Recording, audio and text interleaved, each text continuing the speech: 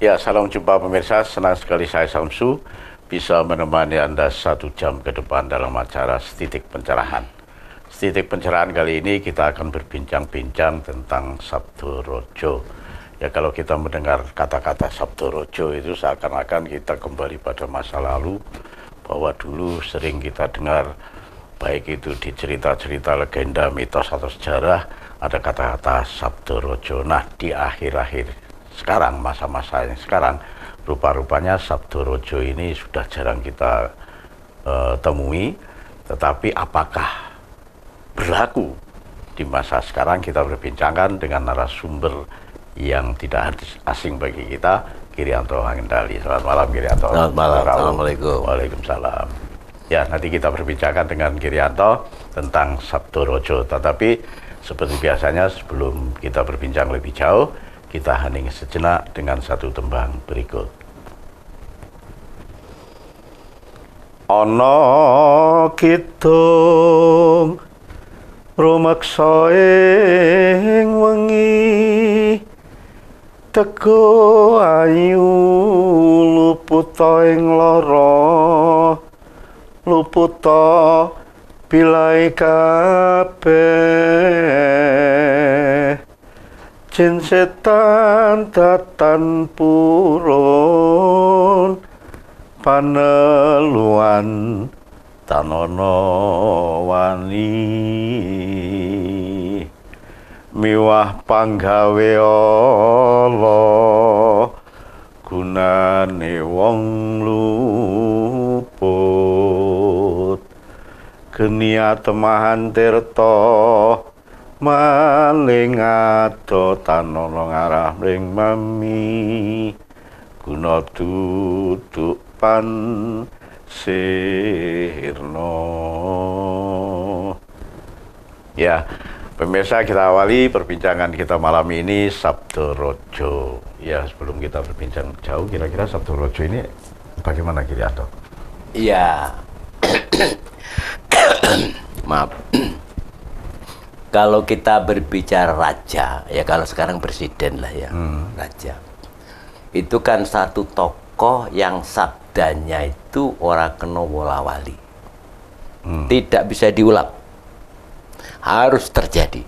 Nah, jadi kalau sekarang kita berbicara Sabdo Rojo itu sama dengan sabdaning presiden, maka keputusan presiden tidak boleh Wolawali, ya? Wolawali. Tidak boleh, harus terjadi. Ini terjadi pada zaman raja-raja. Raja-raja kita. Baik dari, kalau saya, kan sering saya katakan, saya membagi Nusantara itu menjadi 3. Nusantara pertama, zaman Sakatwipa, ya, era Satyayoga. Nusantara 2, itu zaman raja-raja Nusantara, ya. Antara zaman Kertoyogo sampai zaman Kertoyogo, ya. Nusantara 3 itu ya sekarang zaman Republik, yang puncaknya nanti digunakannya IKN, ya, ibu kota yang baru, ya. Beberapa waktu yang lalu kita berbicara dalam perspektif yang berbeda mungkin. Kenapa Jakarta harus pindah ke Kaltim, ya? Dan sekarang itu sudah ada simbol, ya. Kalau kita mau berbicara ini adalah simbol, ada pagar laut, ya, pagar laut, ya. Pagar laut itu pemberitaan pada kita, pada manusia bangsa Indonesia ini sebenarnya ada apa kok laut kok dibakar, dipagar, ya. Itu mungkin diantara yang kemarin kita analisa itu bisa jadi memang sebentar lagi Jakarta tenggelam, ya, kota-kota pantai akan tenggelam, ya. Itu sebagai simbol saja. Maka Indonesia, pindahlah kamu ke Kaltim. Kalau pindah ke Kaltim di tengah hutan tidak akan tenggelam. Buatlah di sana satu kemaharajaan, kira-kira begitu kalau zaman raja, ya. Kemaharajaan yang bangsa-bangsa lain bisa melihat pada kita. Itu. Makanya kalau kita hubung-hubungkan 2045 Indonesia akan mengalami apa? Indonesia Emas. Indonesia Emas. Ya sudah. Mulai zamannya Pak Prabowo ini sebagai langkah awal. Ya. Langkah awal yang diingatkan kembali dengan pagar laut. Jadi Pak Prabowo ini, generasi Pak Prabowo, pagar laut itu pengingat.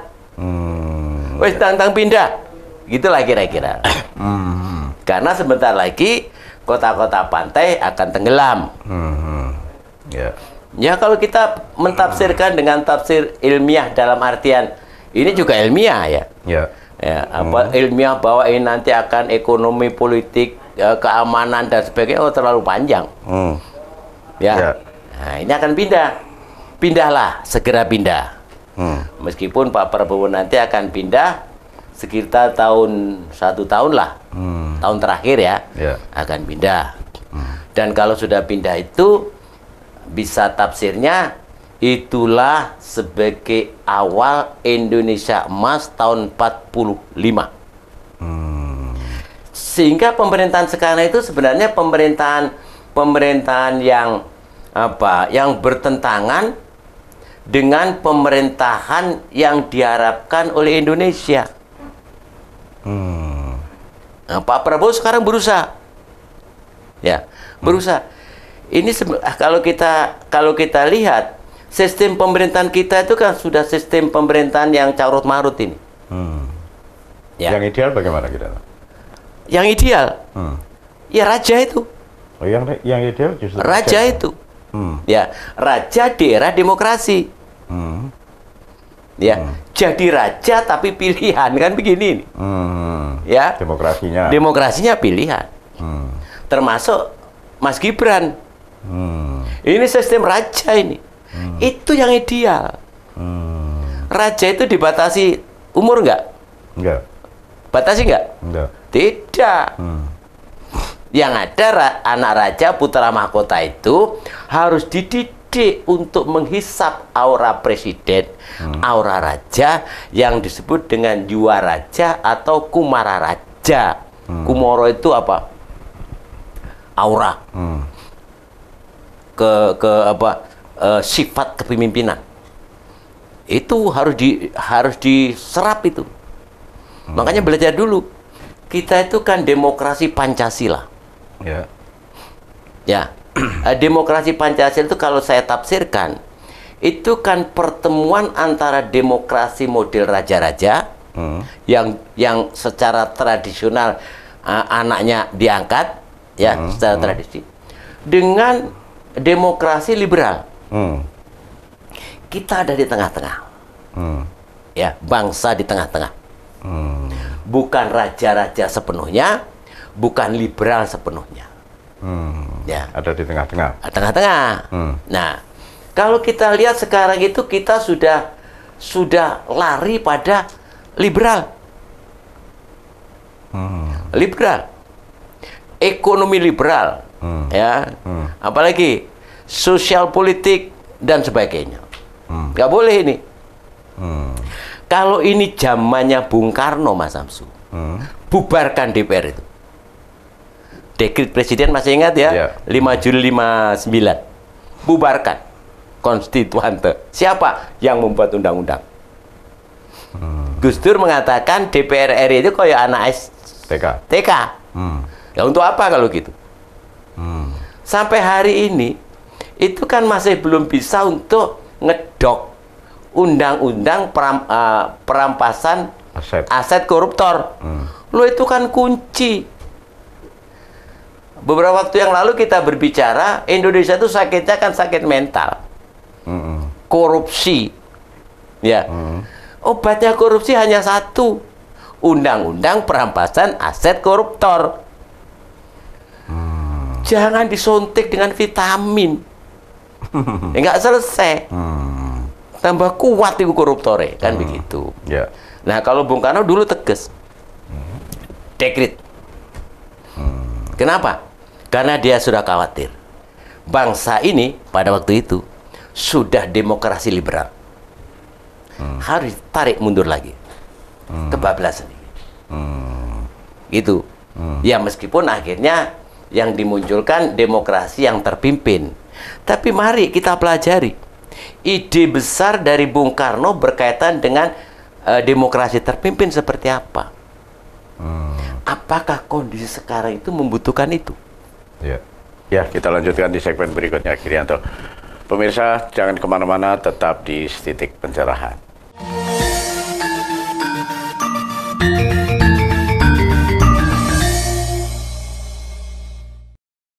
Ya, terima kasih pemirsa, Anda masih tetap di Titik Pencerahan. Kita lanjutkan bincang-bincang kita tentang Sabto Rojo. Ya, Girianto, mungkin Sabto Rojo ini idealnya memang pemerintahan seperti raja-raja yang kemarin itu. Tetapi kalau akhirnya muncul raja-raja kecil, raja-raja baru di antara raja sendiri, bagaimana Girianto? Dulu juga raja-raja baru banyak, zaman raja-raja itu. Tapi raja-raja itu kan dapat dikendalikan karena dia adalah keluarga raja. Oh, masih kerabat. Ya, masih kerabat. Ini bisa kita tafsirkan yang jadi pejabat-pejabat di pemerintahan di bawahnya. Kalau di sana dikatakan masih warga raja, apa salahnya kalau sekarang di sini juga warga raja? Ya, yang sepakat dengan ide besar presiden. Kan bodoh itu. Iya, sama. Gitu loh. Ini raja yang berbicara. Bukan Samsu ya, bukan saya. Sama. Jangan sampai Jakarta bilang A, Jawa Timur bilang B, ya Papua bilang C, nggak boleh. Ya. Terus bagaimana Pak? Kan begitu. Rubah itu visi dan misi itu. Wah, gawat ini kan gitu ya. Nah, ini kan pendapat kita mentafsir pemerintahan yang sekarang ada. Ya Mas Sam akan menjawab, kalau gitu visi misinya bagaimana? Kan begitu ya. Nah, saya itu kalau keliling ke daerah-daerah itu saya juga kadang-kadang saya tertawa itu ya. Masing-masing silakan, kalau jargon silakan ya. Tapi kalau visi misi itu mestinya bangsa yang di tengah-tengah, tidak liberal tadi, juga bukan raja-raja, ya. Tapi di tengah-tengah itu artinya yang bisa diterima oleh semua pemerintah di bawahnya. Apa itu? Pancasila. Pancasila. Mereka sekarang kan menghilangkan Pancasila. Visi misi kebanyakan kan hilang Pancasilanya. Kak Gatot mesti. Ya minimal itu ya gak pernah memikirkan dalam membuat visi misi dan sasaran itu eling karo Pancasila gitu loh. Nah, maka sekarang usul kita berdua, Kama TV ini ya, berdua. Visi kita harusnya karena usul ya, visi kita itu menciptakan masyarakat adil dan makmur berdasarkan Pancasila. Nah, itu visinya. Semua se-Indonesia. Misinya ya, misinya ya sila-sila itu. Ya. Jadi bagaimana menciptakan ketuhanan yang Maha Esa, kemanusiaan, persatuan dan sebagainya. Sasarannya silakan dengan cara masing-masing di daerah itu. Wujud dari pengejawatan ketuhanan seperti apa? Silakan daerah masing-masing. Karena Jawa Timur dalam konteks ketuhanan yang Maha Esa bisa jadi berbeda dengan Papua. Ya, nah di sini berbeda-beda. Tapi ingat esensinya ketuhanan. Kemanusiaan. Jawa Timur berbeda dengan Papua. Silahkan, seperti apa sih yang disebut manusia yang yang berbahagia? Jawa dan Papua pasti berbeda. Ya silakan menggunakan cara-cara di Papua sana. Dan di sini dan sebagainya. Jadi Pancasila, sila-sila itu. Pancasila sebagai visinya, sila-sila sebagai misinya. Bagaimana cara untuk mencapai sasarannya? masing-masing. Sehingga Mas Samsu ke depan Indonesia itu punya visi dan misi yang sama. Ya. Berbeda dalam implementasinya, tetapi pada waktu dikoreksi, alat koreksinya jelas. Seperti apa sih masyarakat yang disebut dengan masyarakat adil makmur itu dalam konteks berketuhanan, beragama, berkepercayaan. Kita tuh kalau berpikir kepercayaan, Mas Samsu, Indonesia itu kurang lebih ada 1.600-an penghayat kepercayaan kepada Tuhan Yang Maha Esa. Agamanya hanya 6. Ya tak? Ya. Nah, ini harus diperhatikan ini. Seperti apa? Jadi dirjen tentang penghayat ini harus menguasai tentang 1.600-an penghayat itu. Apa sih Sabto Darmo itu? Apa sih Sumara itu? Apa sih Pangestu itu? Apa sih ilmu sejati itu? Apa sih Sri Aji Joyoboyo itu? Dan lain sebagainya. Baru kita bisa menata dalam konteks ketuhanan Yang Maha Esa. Ya, kalau visi tentang masyarakat adil dan makmur ini, saya kira sudah sering digelontorkan, Ki Irianto. Ya. Tetapi pada kenyataannya masih belum memenuhi sasaran. Kira-kira apa ini penyebabnya? Karena kita itu melihat adil makmur didasarkan pada kesamaan. Pemerataan. Pemerataan dalam konteks kesamaan. Mas Samsu, yang disebut dengan makan, ya, yang baik, orang di desa gimana? Cegah dahar lawan guling gitu. Tambah itu. Berbeda akhirnya. Berbeda kan? Jadi kalau pemerintah mengatakan makan 3 kali sehari, harus gizinya begini. Buat orang di Wagir sana, buat orang di Polean sana, di tempat saya sana, di Banyuwangi sana, enggak. Cegah dahar. Ya mangan sedina ya sepisan. Ya. Sing penting ngiling terus marang pangeran. Budal nang alas, budal yang sawah. Nggawa centing, diki nyentingi apa nih wetenge. Iya dah. Itu kemuliaan. Bagaimana dengan kemuliaan di Papua? Di Kalimantan, suku Dayak, Madura, berbeda-beda. Itulah tadi yang saya katakan, visi misinya sama, implementasinya ya sesuai dengan karakter. Berbeda sesuai dengan karakter itu. Sasarannya berbeda. Itu. Ya. Nah, memang kalau sekarang ini Pak Prabowo sedang berbicara tentang apa makan siang gratis ya. Nah, ini kan memang akan menyiapkan generasi muda dalam rangka untuk meningkatkan kecerdasan dan lain sebagainya. Ya. Itu sudah benar. Ya. Bayangkan kalau orang di desa sana makannya cuma sekali, kebiasaan dipakai. Kira-kira nih sekolahan mangan nggak ada hari. Ya. Orang mangan, anjene, ya. Ya. Tetapi sekali lagi bisa jadi nggak mangan itu biasa. Tambah hebat. Aku sekolah nggak mangan, Rek. Kan gitu deh. Ada kebanggaan. Bisa begitu, gitu loh. Cuman sekarang itu kan kita berbicara logis saja. Bahwa makan itu harus disertai dengan gizi yang baik. Agar cara berpikir baik. Ini adalah terobosan pada umumnya. Bagus itu. Ya. Cuman rasanya kalau menurut saya, pilih-pilihlah. Ya. Ya, pilih-pilih. Jangan semua dikasih. Iya tak? Ya. Nah, gitu. Berat sekali. Itu adil itu ya. Iya adil itu. Ya. Nah, di sinilah Mas Samsu kalau kita berbicara Sabdo Rojo. Pak Prabowo itu sudah rojo loh ini. Pak Jokowi rojo. Ya. Cuma hanya stylenya aja yang berbeda. Ya. Jokowi rojo sing pendiam. Pak Prabowo cocoki. Mari menang saiki rojone pokoknya Sabdo Rojo. Le orang ini reshuffle, bisa begitu. Karena dulu zamannya Bung Karno, kesan dekret presiden itu 59 itu karena satu kita sudah mengarah pada liberal, ya. Yang kedua, kabinet itu silih berganti, gak sehat. Makanya sama. Ya maaf ya, ini kita berbicara karena kita berbahagia dari Pak Jokowi menuju Pak Prabowo, ya, yang stylenya berbeda. Jadi kalau menurut masa itu jatuhnya Bung Karno itu kan karena tidak profesionalnya kabinet.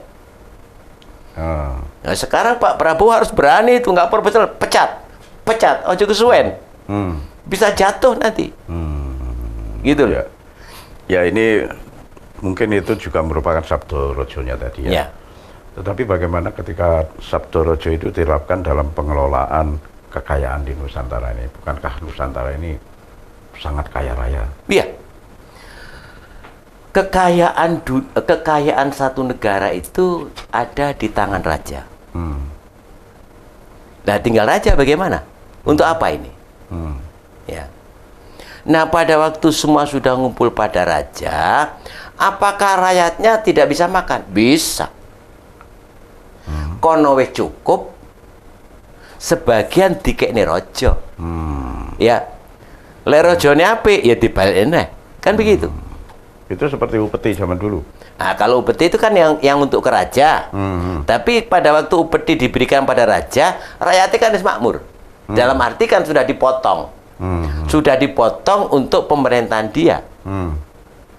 Memang ada perbedaan, Mas Samsu ya. Sekarang kan juga begitu, ya.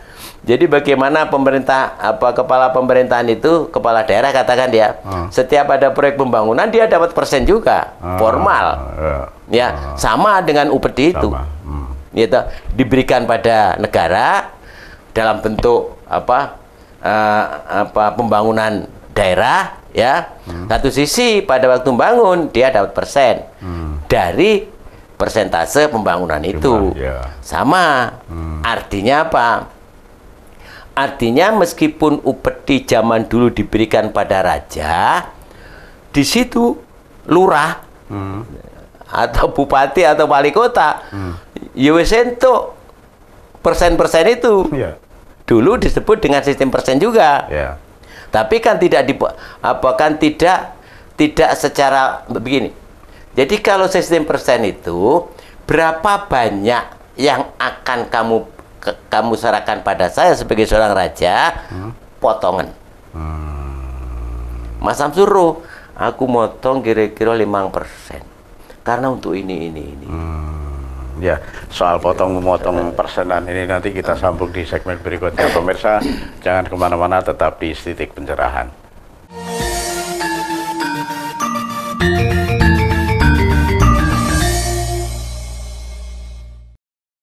Ya, terima kasih pemirsa, Anda masih tetap di Titik Pencerahan. Kita lanjutkan bincang-bincang kita tentang Sabdo Rojo. Ya, kita lanjutkan Kirianto tentang potong-potong persen ini tadi. Ini sekarang ini justru kalau potong-pemotong sudah jelas Kirianto. Tetapi ada pemotongan-pemotongan liar yang mungkin ini merupakan satu penyimpangan atau penyelewengan dari kekayaan Nusantara sendiri. Sama dengan dulu. Sama juga. Zaman raja-raja juga sama. Lurah memberikan kepada katakan camat atau bupati, itu kan dipotong. Ya, ke camat dapat. Ya toh, ke bupati kan tidak langsung pada raja. Jadi ada tempat-tempat dia disuruh untuk memotong sampai pada putra orang-orang istana. Ini kan tidak langsung pada raja. Sebenarnya dulu itu kan korupsinya kan di sini berjalan ini. Belum lagi pada waktu dari lurah tadi ada centeng-centengnya para pejabat keraton tentu ya.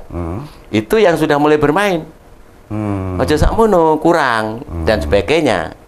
Makanya dulu itu yang banyak bermain di situ kan dulu diantaranya zaman-zaman raja setelah masuknya penjajahan itu kan banyak digunakan kan ya orang-orang Cina, orang-orang Arab kan itu yang digunakan untuk ini tadi ya pura-pura untuk mengkoreksi piro persenane ya tapi semacam itu. Bagaimana dengan sekarang? Sama. gitu. Jadi kalau dulu itu dalam pemahaman saya, pemerintah daerah itu bisa menggunakan dana untuk pembangunan itu ya 70% lah itu. Bagus sudah. Ya. Dan biasanya seperti itu. Ya. Kenapa terjadi kok terlalu banyak potongannya? Ya kita nggak tahu ya kebutuhan kepala daerah.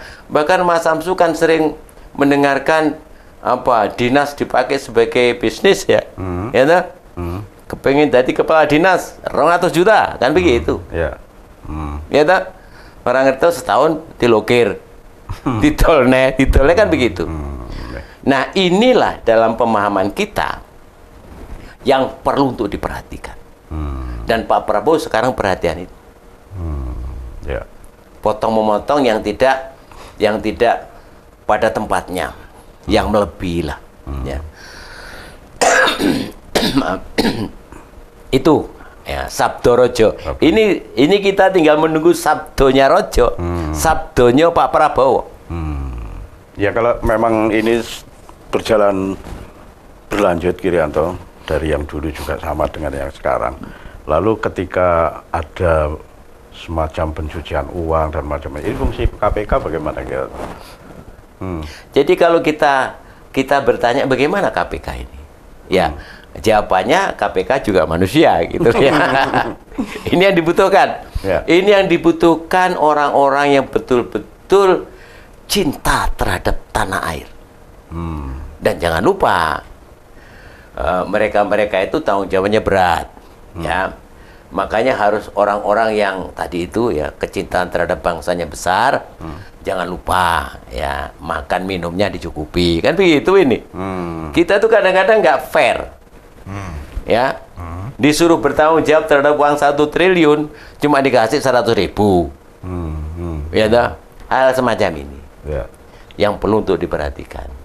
Jadi KPK perlu untuk dibenahi, ya. Orang-orang yang betul-betul tunduk kepada aturan dan membuat aturan gampang, membuat semua aturan yang ada gampang untuk dilaksanakan. Kalau dulu kita dengarkan ojo jadi terus nih kayak kan begitu, yang kita dengarkan begitu, sehingga banyak sekarang banyak kasus yang sudah bertahun-tahun muncul lagi. Kenapa? Karena bisa jadi pimpinannya anak buah pasti kan ikut pimpinan. Bagaimana pimpinan? Ojo diteruski. Mandek kan? Mandek kan tidak selesai. Nah ini diantaranya yang membebani pengadilan sekarang. Wah ya wis mari sik dibongkar saiki. Ya.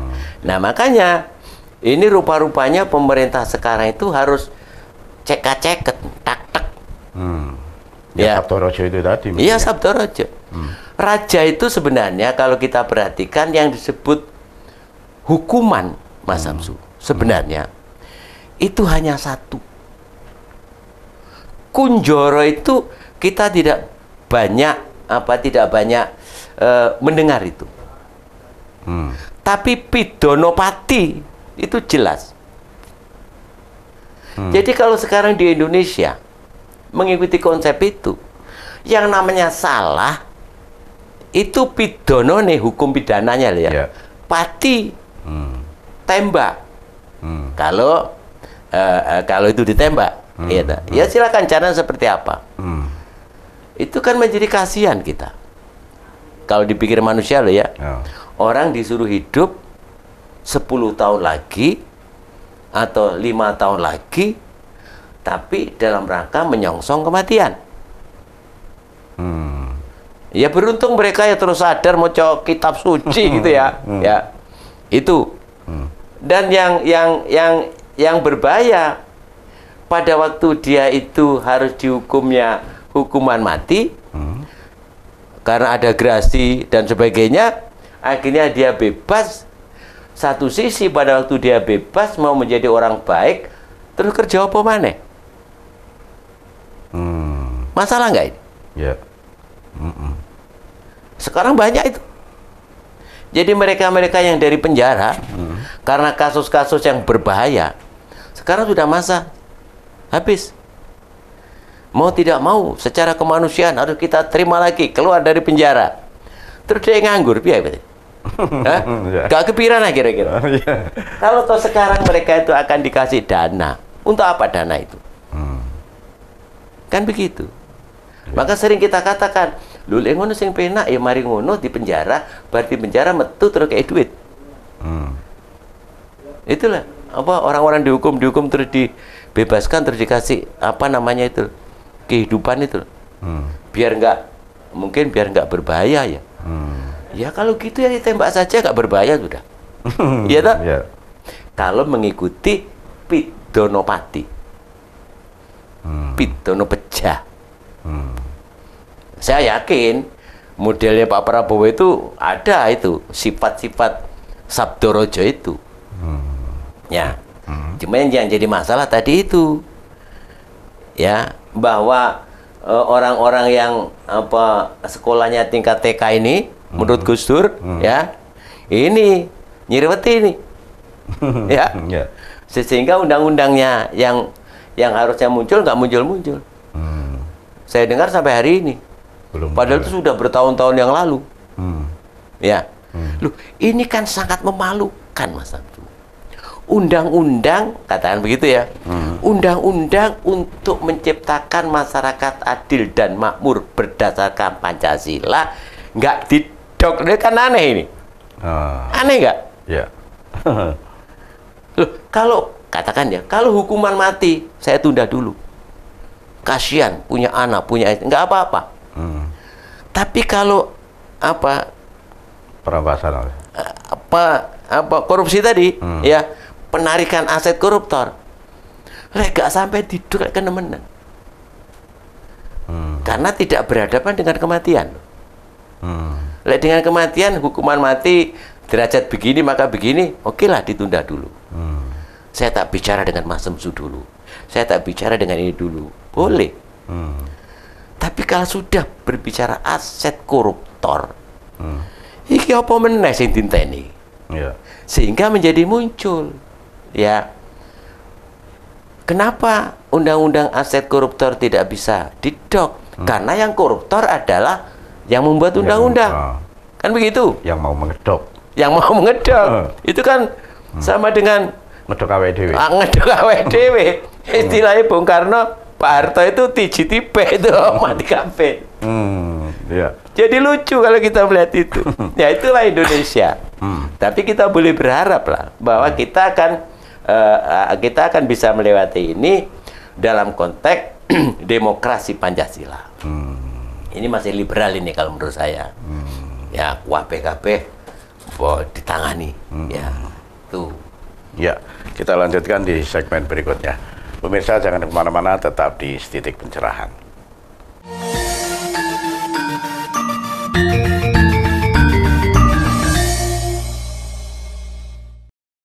Ya, terima kasih pemirsa, Anda masih tetap di Titik Pencerahan. Kita lanjutkan bincang-bincang kita tentang Sabdorojo. Ya, kita lanjutkan bincang-bincang kita. Kalau di sistem pemerintahan presidensial ini ada DPR tadi. Ya.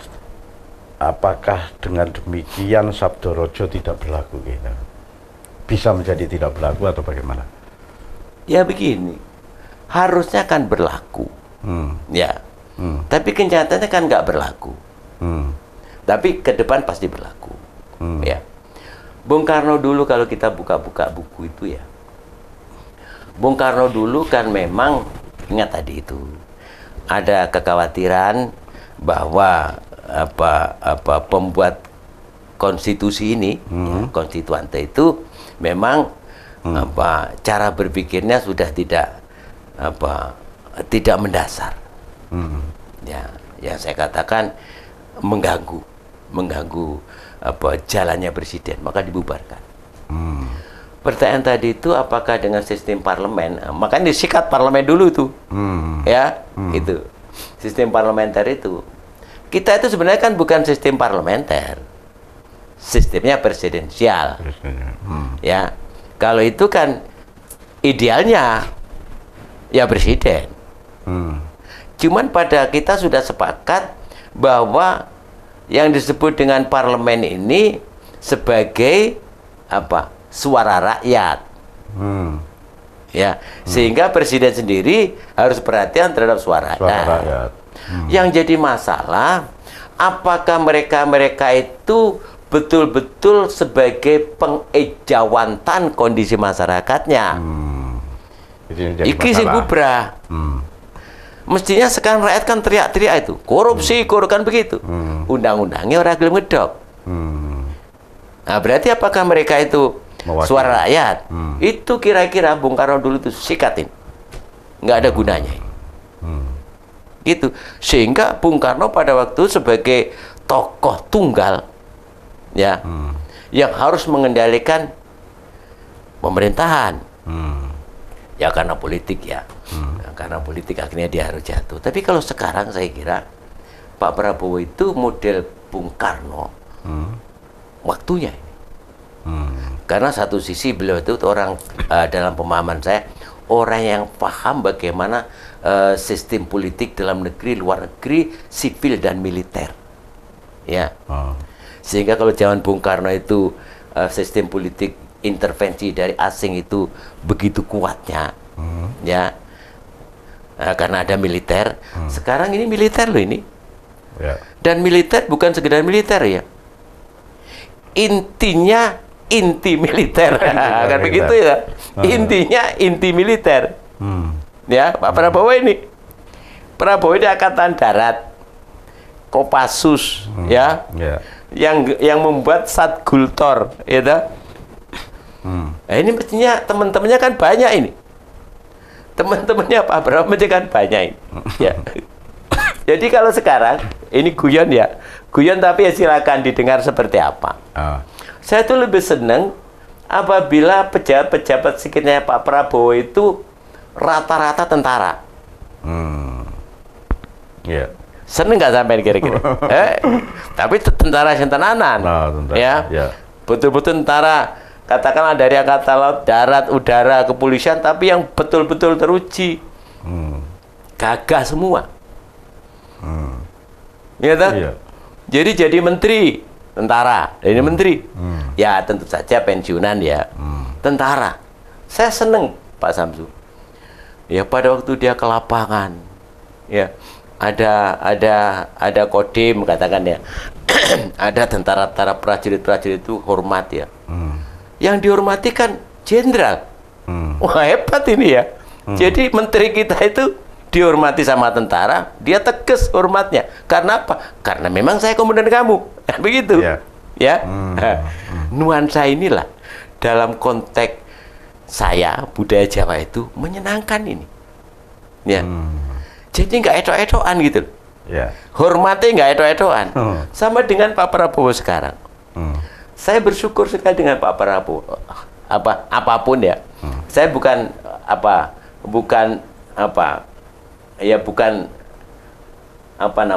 Prabowo presiden saya hanya begitu saja ya.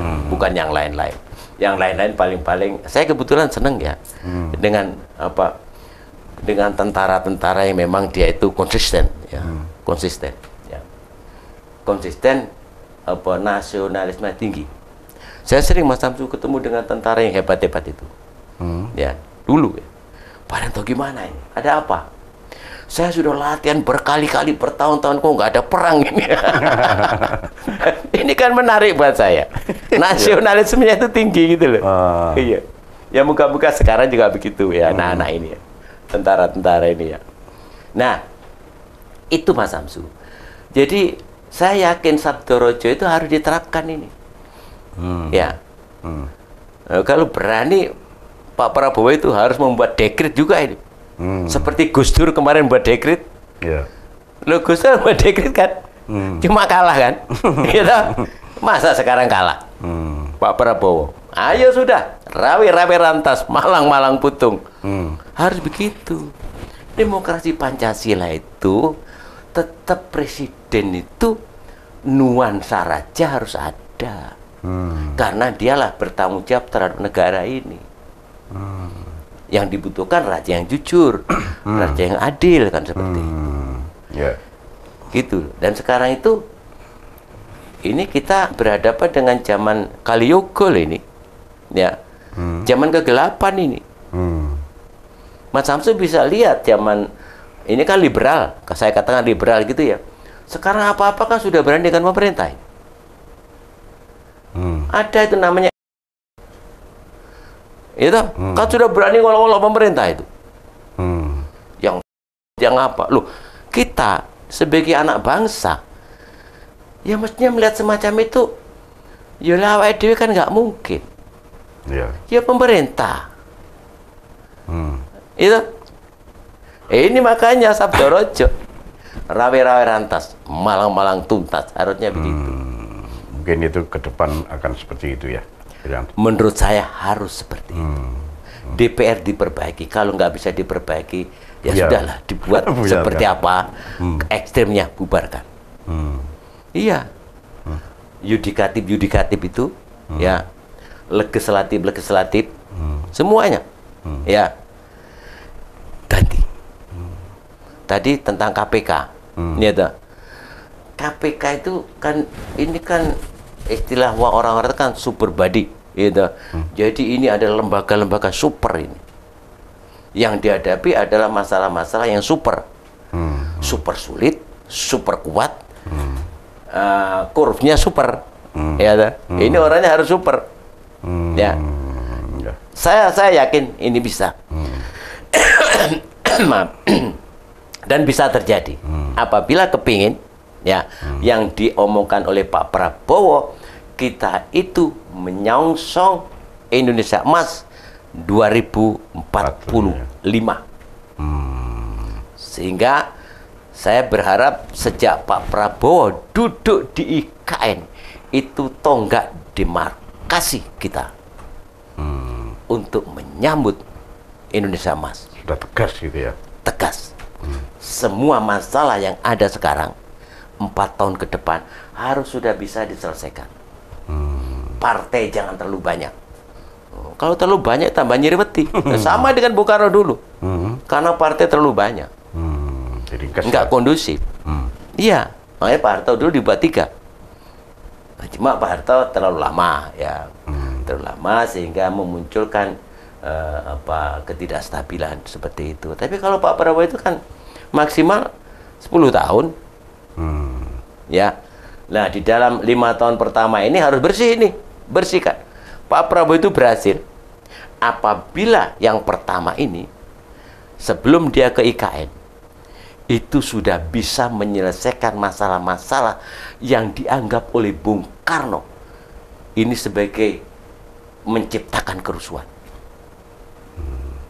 Dekret tadi itu, artinya ya silakan DPR RI tetap ada. Tapi harus yang semacam ini. Nggak usah lah di dekret-dekret semacam itu. Ya. Tapi sekarang harus tegas. DPR RI sing salah dipidono. Yang korupsi DPR RI itu segera dipenjarakan. Itu caranya.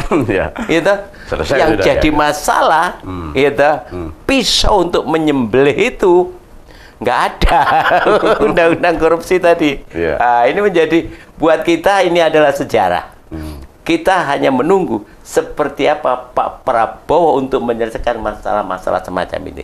Dan kita berusaha dan kita berdoa ya semoga bisa. Sehingga pada waktu pindah ke IKN ya itu betul-betul semuanya sudah selesai, tinggal kita melangkah dengan gagah ke 2045. Ya, menarik sekali Kirianto. Tetapi waktu juga tidak mengizinkan untuk kita berbincang-bincang lanjutan. Mudah-mudahan di episode depan kita bisa berbincang kembali.